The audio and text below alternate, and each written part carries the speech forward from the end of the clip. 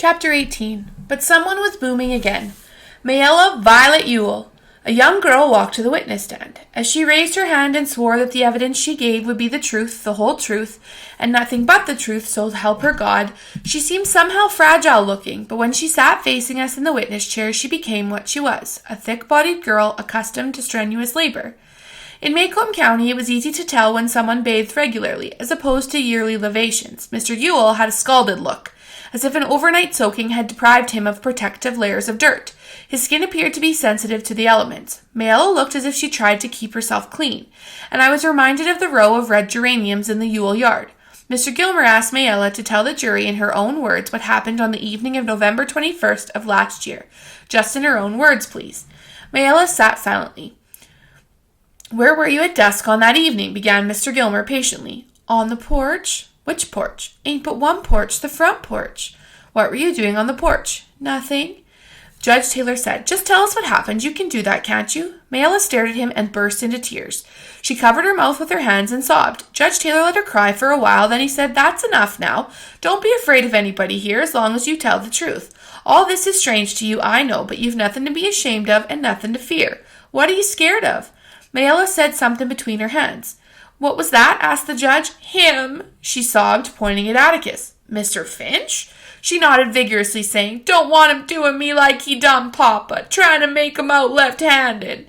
Judge Taylor scratched his thick white hair. It was plain that he had never been confronted with a problem of this kind. "How old are you?" he asked. 19 and a half, Mayella said. Judge Taylor cleared his throat and tried unsuccessfully to speak in soothing tones. "Mr. Finch has no idea of scaring you," he growled, "and if he did, I'm here to stop him. That is one thing I'm sitting up here for. Now, you're a big girl, so you just sit up straight and tell us what happened to you. You can do that, can't you?" I whispered to Jem. "Has she got good sense?" Jem was squinting down at the witness stand. "I can't tell yet," he said. "She's got enough sense to get the judge sorry for her, but she might just be, I don't know." Mollified, Mayella gave Atticus a final, terrified glance and said to Mr. Gilmer, "Well, sir, I was on the porch and he came along, and you see there was this old shift robe in the yard. Papa brought it in to chop up for kindling. Papa told me to do it while he was off in the woods, but I wasn't feeling strong enough then, so he came by." "Who is he?" Mayella pointed at Tom Robinson. "I'll have to ask you to be more specific, please," said Mr. Gilmer. "The reporter can't put down gestures very well." "That and yonder," she said, "Robinson." "Then what happened?" "I said, 'Come here, nigger, and bust up this shift robe for me. I got a nickel for you.' He could have done it easy enough, he could. So he come in the yard, and I went in the house to get him the nickel, and I turned around, and before I knew it, he was on me. Just run up behind me, he did. He got me round the neck, cussing me and saying dirt. I fought and hollered, but he had me round the neck. He hit me again and again." Mr. Gilmer waited for Mayella to collect herself. She had twisted her handkerchief into a sweaty rope. When she opened it to wipe her face, it was a mass of creases from her hot hands. She waited for Mr. Gilmer to ask another question. When he didn't, she said, "He chunked me on the floor and choked me and took advantage of me." "Did you scream?" asked Mr. Gilmer. "Did you scream and fight back?" "Reckon I did. I hollered for all I was worth, kicked and hollered loud as I could." "Then what happened?" "I don't remember too good, but next thing I knew, Papa was in the room a-standing over me, hollering, 'Who done it? Who done it?' Then I sort of fainted, and the next thing I knew, Mr. Tate was pulling me up off of the floor and leading me to the water bucket." Apparently, Mayella's recital had given her confidence, but it was not her father's brash kind. There was something stealthy about hers, like a steady-eyed cat with a twitchy tail. "You say you fought him off as hard as you could, fought him tooth and nail," asked Mr. Gilmer. "I positively did," Mayella echoed her father. "You are positive that he took full advantage of you?" Mayella's face contorted, and I was afraid that she would cry again. Instead, she said, "He'd done what he was after." Mr. Gilmer called attention to the hot day by wiping his head with his hand. "That's all for the time being," he said pleasantly. "But you stay there. I expect big bad Mr. Finch will have some questions to ask you." "State will not prejudice the witness against counsel from the defense," murmured Judge Taylor primly, "at least not at this time." Atticus got up grinning, but instead of walking to the witness stand, he opened his coat and hooked his thumbs in his vest. Then he walked slowly across the room to the windows. He looked out, but didn't seem especially interested in what he saw. Then he turned and strolled back to the witness stand. From long years of experience, I could tell he was trying to come to a decision about something. "Miss Mayella," he said, smiling, "I won't try to scare you for a while. Not yet. Let's just get acquainted. How old are you?" Said I was 19. Said it to the judge yonder. Mayella jerked her head resentfully at the bench.